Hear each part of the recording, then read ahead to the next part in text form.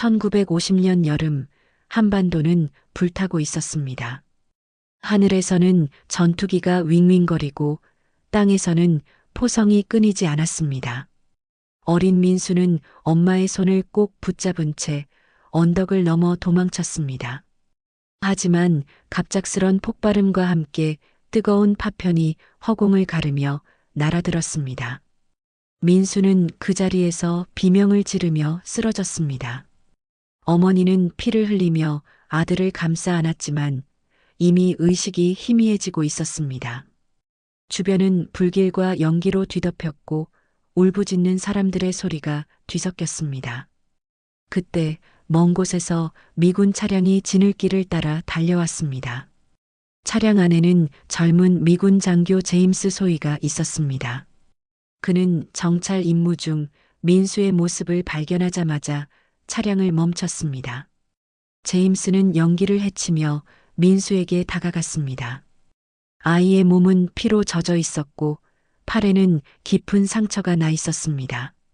어머니는 미처 말을 잇지 못하고 아들의 손을 제임스에게 맡긴 채 조용히 숨을 거두었습니다. 제임스는 고개를 숙이며 아이를 품에 안았습니다. 괜찮아. 넌 살릴 수 있어. 그는 짧게 중얼거렸습니다. 언어는 통하지 않았지만 눈빛만으로도 의지는 전해졌습니다. 제임스는 곧장 민수를 들어 올려 트럭으로 옮겼습니다. 야전병원까지의 길은 험했습니다. 포탄이 도로 옆을 터뜨렸고 차량은 거칠게 흔들렸습니다. 민수의 얼굴은 점점 창백해졌습니다. 제임스는 자신의 군복으로 아이의 상처를 눌러 지혈을 시도했습니다. 그는 계속 아이의 손을 붙잡으며 중얼거렸습니다. Stay with me, just stay. 야전병원에 도착하자 제임스는 군의관들에게 소리쳤습니다. 이 아이를 살려야 합니다. 군의관은 잠시 아이의 상처를 살펴보더니 고개를 저었습니다. 혈액형이 희귀합니다. 수혈할 피가 없습니다. 제임스는 망설임 없이 자신의 혈액형을 확인했습니다. 나와 같아요. 그는 팔을 걷어붙이며 수혈을 자청했습니다. 군의관은 당신도 지금 부상을 당해 수혈을 하게 되면 당신의 목숨도 장담을 못해 위험하다고 말렸지만 제임스는 단호했습니다. 이 아이는 살아야 합니다. 이 아이 엄마에게 약속했습니다. 내 목숨을 대신해서라도 이 아이는 꼭 살려주세요. 군의관은 제임스를 미친 사람처럼 쳐다보면서 수혈 준비를 했습니다. 수혈이 시작되었고 병원 안은 조용했습니다. 한참 후 민수의 미약하던 맥박이 서서히 돌아오기 시작했습니다. 제임스의 얼굴에는 땀이 흐르고 입술이 창백해졌습니다. 군의관은 수혈을 멈추려 했지만 제임스는 고개를 저었습니다. 조금만 더요. 그는 끝내 힘이 빠진 듯 고개를 숙였고 그 순간 민수의 눈이 아주 천천히 떴습니다. 희미한 불빛 속에서 아이와 군인은 서로를 바라봤습니다. 그날 밤 포성이 잠시 멈춘 하늘 아래 두 사람의 운명이 그렇게 이어지기 시작했습니다. 며칠 뒤 전장은 잠시 숨을 고른 듯 고요했습니다. 야전병원 한쪽 침상에서 민수는 천천히 몸을 일으켰습니다. 붕대로 감긴 팔에는 아직 통증이 남아 있었지만 눈빛만큼은 살아 있었습니다. 옆 침대에는 제임스 소이가 누워 있었고 팔에는 수혈 흔적이 남아 있었습니다. 그는 피곤한 얼굴로 미소를 지었습니다. 민수는 말은 통하지 않았지만 고개를 숙이며 작게 손을 모았습니다. 제임스는 그 손을 잡아주며 고개를 끄덕였습니다. 전쟁의 한가운데서 그들의 첫 인연은 그렇게 시작되었습니다. 며칠 후 제임스는 복귀 명령을 받았습니다. 그러나 그는 민수를 혼자 둘 수 없었습니다. 부대 지휘관에게 허락을 받아 민수를 근처 피난민 보호소로 데려갔습니다. 그곳에는 수녀 엘렌이 운영하는 임시 고아원이 있었습니다. 엘렌 수녀는 피난민들과 전쟁 고아를 돌보며 밤낮 없이 일하고 있었습니다. 제임스가 민수를 데려오자 그녀는 놀란 눈으로 아이를 바라봤습니다. 이 아이는? 제임스는 말이 통하지 않았지만 손짓으로 아이를 부탁했습니다. 엘렌 수녀는 잠시 망설이다가 고개를 끄덕였습니다. 그리고 아이를 향해 따뜻한 손을 내밀었습니다. 민수는 잠시 제임스를 바라보다가 천천히 그 손을 잡았습니다. 제임스는 이후에도 시간이 날 때마다 고아원을 찾아왔습니다. 아이들에게 초콜릿을 나눠주고 군용 통조림을 건네주었습니다. 민수는 항상 그의 옆에 서서 그를 따라다녔습니다. 언어는 달랐지만 두 사람은 서로의 마음을 이해했습니다. 고아원 아이들은 제임스를 하얀 천사라고 불렀습니다. 그러나 상황은 점점 나빠지고 있었습니다. 전선이 밀리면서 식량이 줄어들고 병이 돌기 시작했습니다.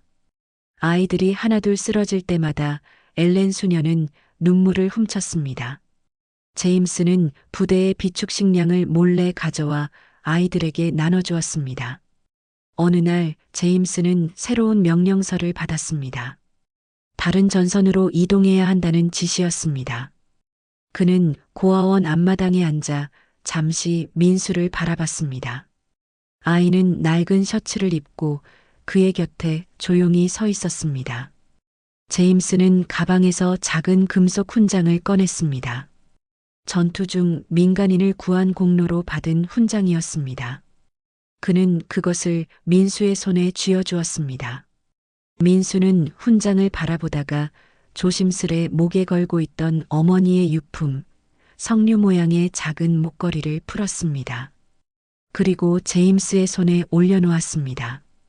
아이의 눈에는 눈물이 맺혀 있었습니다. 제임스는 말없이 그 목걸이를 품에 넣었습니다.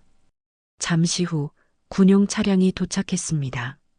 제임스는 탑승 전 마지막으로 아이를 안았습니다. 먼지 속에서 아이는 손을 흔들었고 제임스는 집차 위에서 고개를 끄덕였습니다. 두 사람은 다시 만나겠다는 약속을 지키고자 하는 단단한 눈빛으로 헤어졌습니다. 하지만 서로의 손에 남겨진 따뜻함은 오래도록 사라지지 않았습니다. 전선이 다시 북쪽으로 밀리던 어느 날 고아원 근처에서 포성이 울려 퍼졌습니다. 아이들은 겁에 질려 울음을 터뜨렸고 엘렌 수녀는 급히 그들을 지하실로 대피시켰습니다. 그러나 민수는 제임스가 주고 간 훈장을 손에 꼭 쥔 채 그 자리에 서 있었습니다. 그의 눈에는 두려움보다 혼란이 서려 있었습니다. 얼마 전까지 웃음소리가 가득하던 고아원은 이제 포연에 잠겼습니다. 하늘이 붉게 물들고 건물의 지붕이 무너졌습니다. 아이들의 울음소리와 폭발음이 뒤섞여 혼돈이 되었습니다. 엎어진 가구 틈 사이로 엘렌 수녀가 기어나왔습니다. 그녀의 이마에는 피가 흘렀지만 먼저 아이들을 찾기 시작했습니다. 민수, 민수야. 그녀의 목소리는 매캐한 연기에 묻혀 들리지 않았습니다. 민수는 창문 아래에서 엎드린 채 숨을 고르고 있었습니다. 가까운 곳에서 총성이 들리고 군화 발소리가 다가왔습니다. 그는 반사적으로 몸을 웅크렸습니다. 고개를 들었을 때 옆 건물은 이미 불길에 휩싸여 있었습니다. 민수는 몸을 낮춘 채 뒷문으로 기어나왔습니다. 그 순간 뒤에서 또 한 번 폭발이 일어났습니다. 불길이 고아원을 삼켰고 엘렌 수녀의 목소리는 더 이상 들리지 않았습니다. 민수는 산 쪽으로 뛰었습니다. 산비탈을 오르며 숨을 몰아쉬었고 흙먼지가 입안으로 밀려 들어왔습니다. 어둠이 내려앉자 그는 바위 틈에 몸을 숨기고 떨었습니다. 멀리서 총성이 몇 번 더 들려왔습니다. 그날 밤 그는 혼자 남았습니다. 다음 날 아침 국군 정찰대가 그를 발견했습니다. 피투성이가 된 아이를 본 병사는 깜짝 놀라며 물을 건넸습니다. 민수는 아무 말도 하지 못하고 멍한 눈으로 병사를 바라봤습니다. 그들은 아이를 인근 피난민 보호소로 데려갔습니다. 하지만 보호소의 명단에는 민수의 이름이 없었습니다. 아이가 몸에 지니고 있던 신분증표도 없었습니다. 보호소 직원은 이름이 뭐니? 라고 물었지만 민수는 대답하지 않았습니다. 며칠 후 그는 이름도 모른 채 다른 지역의 고아원으로 이송되었습니다. 한편 휴전이 가까워지자 제임스는 여러 고아원을 돌며 민수를 찾았습니다. 그러나 명단마다 민수라는 이름 옆에는 모두 사망이라는 표시가 붙어 있었습니다. 제임스는 고아원 입구에서 한참을 서 있었습니다. 아이들이 뛰노는 소리가 들렸지만 그중 어느 누구도 자신이 찾는 얼굴이 아니었습니다. 그는 손 안의 석류 목걸이를 바라보며 조용히 숨을 내쉬었습니다. 휴전 조약이 체결된 날, 제임스는 본국 송환 명령을 받았습니다. 그는 마지막으로 불탄 마을을 지나며 군용 트럭 안에서 고개를 숙였습니다. 창밖으로 보이는 한국의 하늘은 잿빛이었습니다. 트럭이 멀어질수록 그의 손 안에서 목걸이는 더 차갑게 식어갔습니다. 그날 이후 제임스의 마음속에는 한 아이의 얼굴이 영영 떠나지 않았습니다. 세월은 흘러 1960년대 초 서울거리는 다시 활기를 되찾고 있었습니다. 포성 대신 기계 소리가 가득했고 사람들의 표정엔 다시 희망이 피어났습니다. 그 무렵 민수는 이미 젊은 청년으로 성장해 있었습니다. 고아원에서 자라며 배운 근면함과 강한 의지로 그는 작은 상점을 운영하기 시작했습니다. 헛 물건을 고치고 팔던 가게는 점점 입소문을 타기 시작했습니다. 그는 밤늦게까지 일하며 한 번도 포기하지 않았습니다. 그의 가슴 안주머니에는 늘 낡은 훈장이 들어 있었습니다. 그것은 그의 삶을 이끄는 유일한 빛이었습니다. 한편 태평양 건너 미국에서도 또 다른 인생이 이어지고 있었습니다. 제임스는 전쟁 후 군을 떠나 새로운 삶을 시작했습니다. 처음에는 미군 보급창에서 일했지만 곧 방산물자 수입 회사를 설립했습니다. 그는 성실함과 통찰력으로 빠르게 성공했고 몇 년 만에 큰 부를 이뤘습니다. 그러나 그의 집 책상 서랍 안에는 여전히 낡은 석류 목걸이가 있었습니다. 제임스는 가끔 그 목걸이를 꺼내 손에 쥐며 먼 곳을 바라보았습니다. 그 아이는 잘 살고 있을까? 그 말은 늘 혼잣말로 사라졌습니다. 민수는 점점 사업 규모를 키웠습니다. 공장을 세우고 무역업에 뛰어들었습니다. 외국어 한마디 몰랐던 그였지만 손과 표정으로 거래를 이어갔습니다. 수많은 실패와 빚더미 속에서도 그는 절대 물러서지 않았습니다. 어느 날 라디오에서 해외 뉴스가 흘러나왔습니다. 한국전 참전용사 출신 미군, 전쟁고아 지원기금 기부. 민수는 잠시 손을 멈추고 그 소리를 들었습니다. 이유는 알 수 없었지만 가슴이 이상하게 뛰었습니다. 라디오 속 이름은 들리지 않았지만 그의 마음은 어딘가 낯익은 울림으로 흔들렸습니다. 그 시절 엘렌 수녀는 나이가 들어 미국으로 돌아가고 있었습니다. 그녀는 떠나기 전 민수를 찾아왔습니다. 회색빛 수도복을 입은 그녀는 미소 지으며 한 통의 편지를 건넸습니다. 오래전 너를 구해준 미군이 있었지요. 그 사람은 아직 너를 기억하고 있을 거예요. 민수는 말없이 편지를 받아들었습니다. 편지에는 짧은 문장이 적혀 있었습니다. To the boy with the pomegranate 참. 석류 목걸이를 지닌 소년에게 I hope you lived. 내가 살아있기를 기원한다.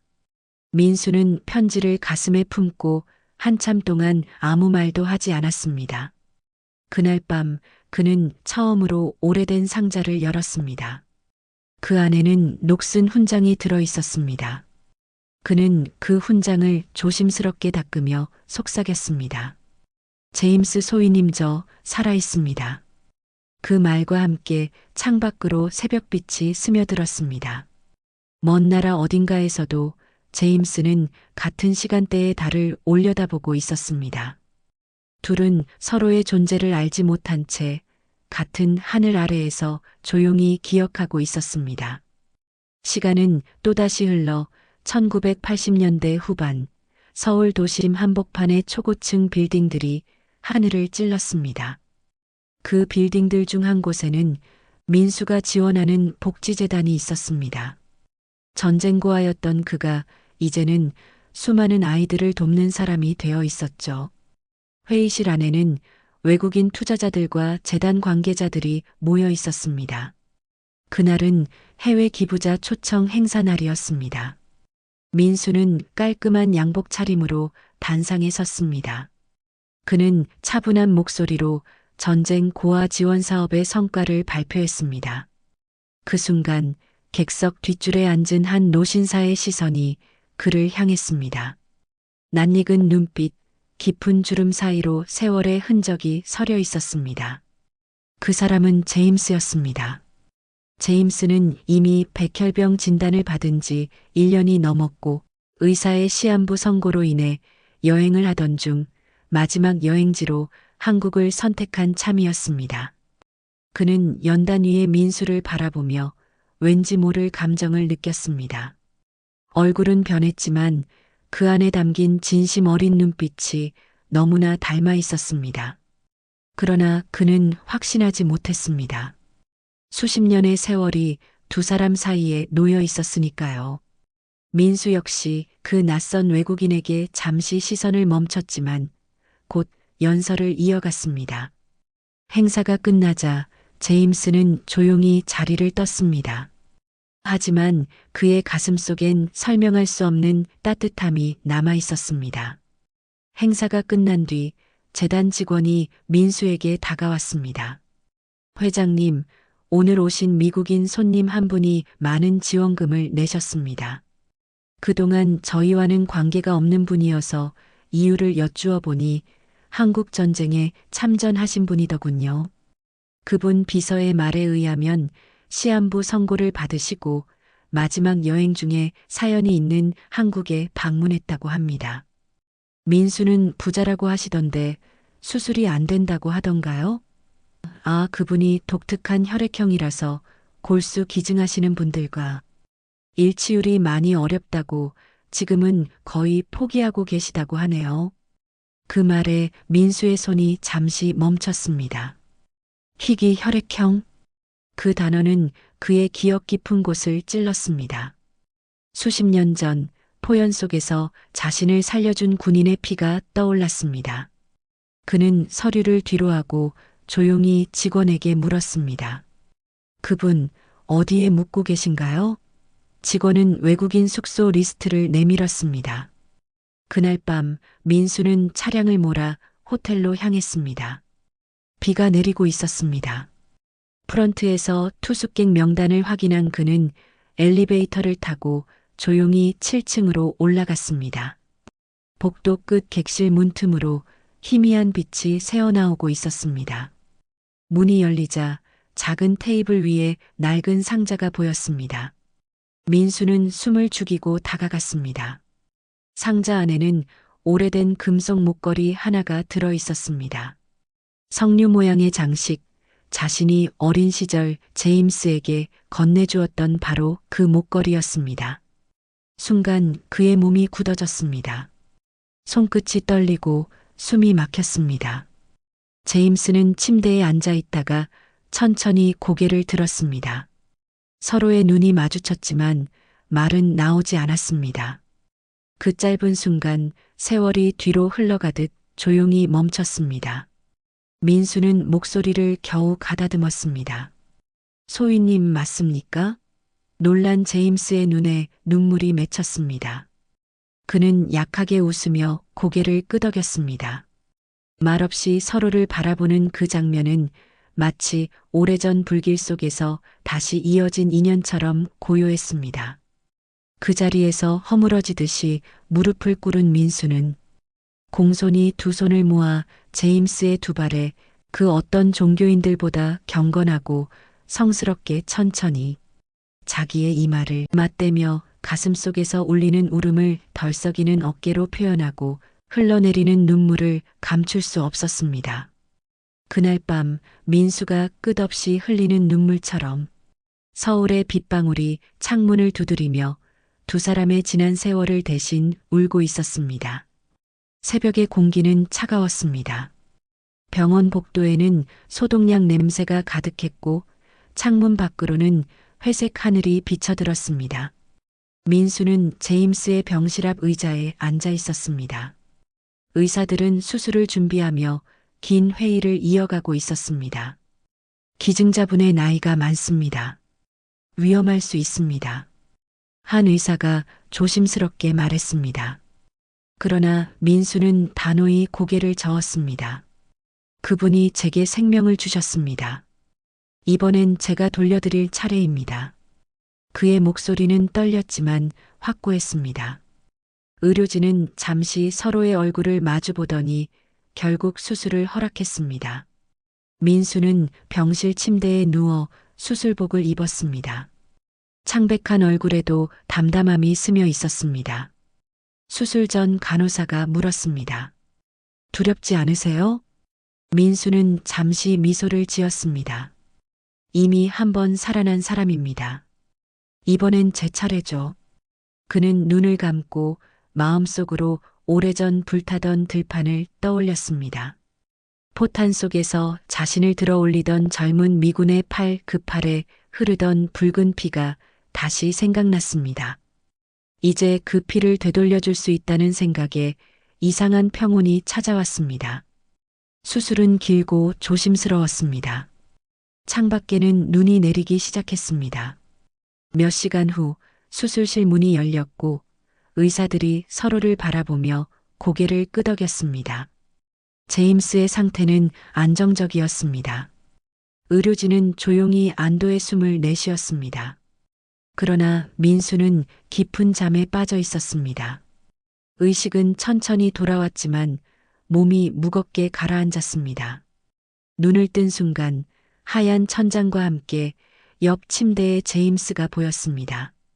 그는 약한 숨을 내쉬며 미소를 짓고 있었습니다. 며칠 후 제임스는 창가에 앉아 낡은 목걸이를 손에 쥐고 있었습니다. 햇살이 은은히 그의 얼굴을 비추었습니다. 민수가 병실 문을 열고 들어서자 제임스는 고개를 들었습니다. 그는 미약한 손으로 목걸이를 내밀었습니다. 이건 내 것이야. 목소리는 희미했지만 따뜻했습니다. 민수는 천천히 목걸이를 받아들었습니다. 그 순간 그의 눈에 눈물이 고였습니다. 세월을 돌고 돌아 다시 그의 품으로 돌아온 유품이었습니다. 그렇게 수술을 마치고 건강하게 제임스는 미국으로 돌아가고 7년을 두 사람은 끈끈한 관계를 맺고 지내던 어느 날 급하게 제임스가 위독하다는 연락을 받고 민수는 미국 제임스가 있는 곳으로 갔다. 제임스는 미소를 지은 채 작은 봉투 하나를 침대 옆으로 밀었습니다. 내가 가진 건 다 여기 있어. 그는 마지막 힘으로 말을 이었습니다. 이젠 내가 이어줘야 해. 그렇게 말한 뒤 그의 눈빛은 고요히 멈췄습니다. 병실 안은 한동안 정적에 휩싸였습니다. 민수는 자리에서 일어나 그의 손을 조용히 잡았습니다. 따뜻했던 체온이 서서히 식어가고 있었습니다. 며칠 후 변호사가 민수에게 서류 한 장을 건넸습니다. 그것은 제임스의 유언장이었습니다. 전 재산을 민수와 그의 재단에 기부한다는 내용이었습니다. 민수는 그 자리에서 눈을 감고 고개를 숙였습니다. 그리고 그 돈으로 제임스 재단을 설립했습니다. 재단의 첫 사업은 전쟁고와 의료 지원이었습니다.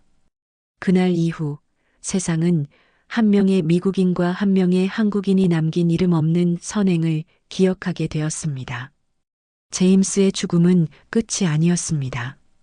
그것은 또 한 번의 구원이었고 민수의 두 번째 삶이 시작되는 순간이었습니다.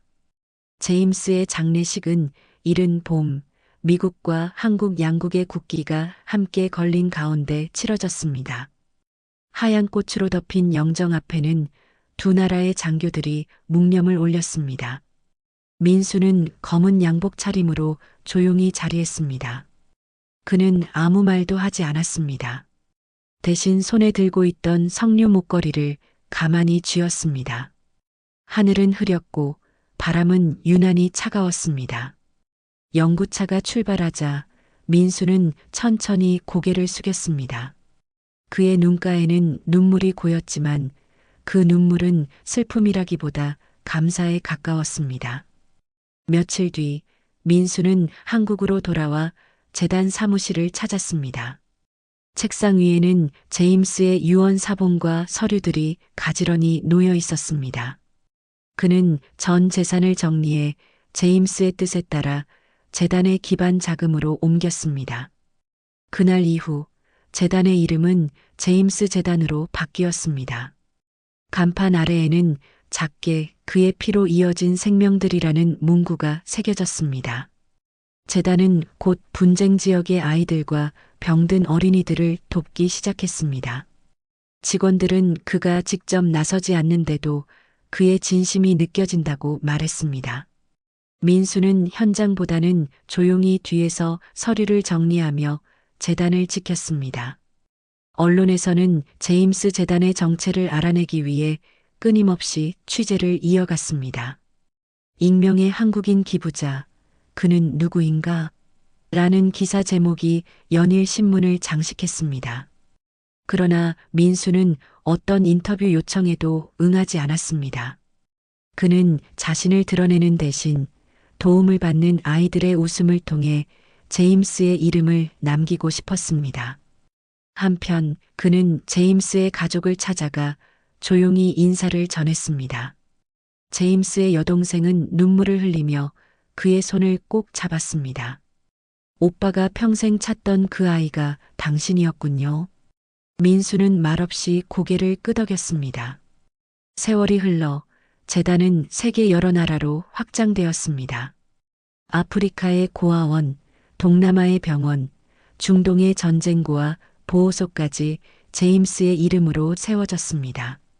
하지만 정작 민수의 이름은 어디에도 없었습니다.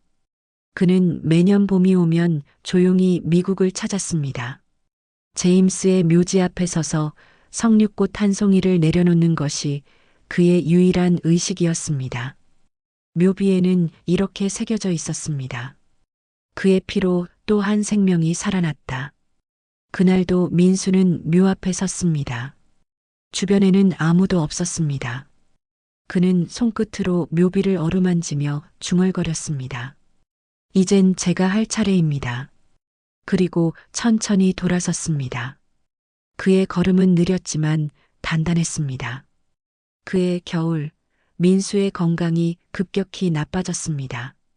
병원에 입원한 그는 마지막 순간까지 재단 운영 보고서를 검토했습니다. 숨이 가빠질 때마다 그는 제임스의 이름을 되뇌었습니다. 간호사가 다가와 물었습니다. 무엇을 남기고 싶으신가요? 민수는 조용히 웃으며 답했습니다. 그의 이름이 세상에 남으면 제 생명은 그걸로 충분합니다. 며칠 뒤 민수는 조용히 눈을 감았습니다. 그의 무덤은 제임스 무덤 옆에 만들어졌고 묘비명은 간결했습니다. 두 번의 생명을 빚지고 한 번밖에 갚지 못했으나 죽어서도 그 빚을 갚고 싶습니다.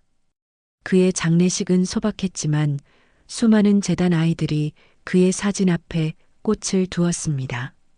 그날 하늘엔 눈이 흩날렸고 두 사람의 인연은 세월을 넘어 또다시 이어지고 있었습니다. 수년이 흐른 어느 봄날 워싱턴 외곽의 조용한 언덕 위에 두 개의 묘비가 나란히 서 있었습니다. 하나는 제임스의 이름이, 다른 하나에는 민수의 이름이 새겨져 있었습니다. 그 사이에는 석류 모양의 작은 조각상이 놓여 있었습니다. 햇살은 따뜻하게 비추었고 잔잔한 바람이 풀잎을 스쳤습니다. 그 아래에는 한국어와 영어로 같은 문장이 새겨져 있었습니다. 피로 맺은 인연은 국경을 넘어 영원을 약속한다.